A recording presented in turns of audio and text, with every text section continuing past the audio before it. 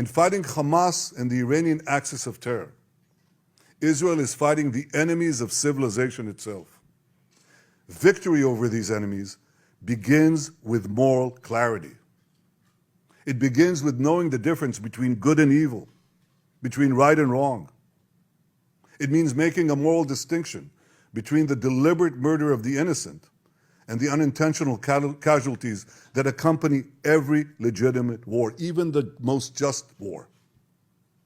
It means holding Hamas responsible for the double war crime it commits every day by deliberately targeting Israeli civilians while deliberately using Palestinian civilians as human shields.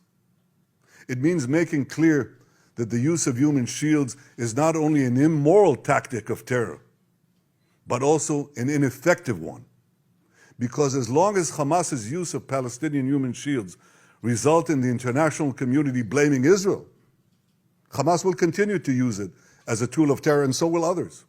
Hamas will continue to use the basements in Gaza's hospitals as the command posts of its vast terror tunnel network. It will continue to use mosques as fortified military positions and weapon depots. It will continue to steal fuel and humanitarian assistance from UN facilities. While Israel is doing everything to get Palestinians, civilians, out of harm's way, Hamas is doing everything to keep Palestinian civilians in harm's way. Israel urges Palestinian civilians to leave the areas of armed conflict, while Hamas prevents those civilians from leaving those areas at gunpoint. Hamas is also preventing foreign nationals from leaving Gaza altogether. And most despicably, Hamas is holding over 200 Israeli hostages, including 33 children, holding them, terrorizing them, keeping them as hostages. Every civilized nation should stand with Israel in demanding that these hostages be freed immediately and freed unconditionally. I want to make clear Israel's position regarding a ceasefire.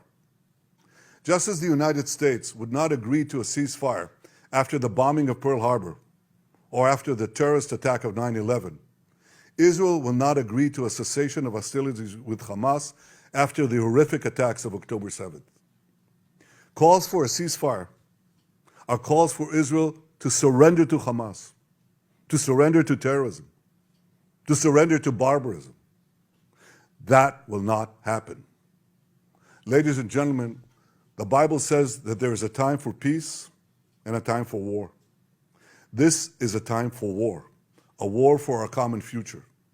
Today we draw a line between the forces of civilization and the forces of barbarism. It is a time for everyone to decide where they stand. Israel will stand against the forces of barbarism until victory. I hope and pray that civilized nations everywhere will back this fight. Because Israel's fight is your fight. Because if Hamas and Iran's axis of evil win, you will be their next target.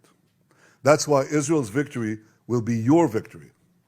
But make no mistake, regardless of who stands with Israel, Israel will fight until this battle is won, and Israel will prevail. May God bless Israel, and may God bless all those who stand with Israel.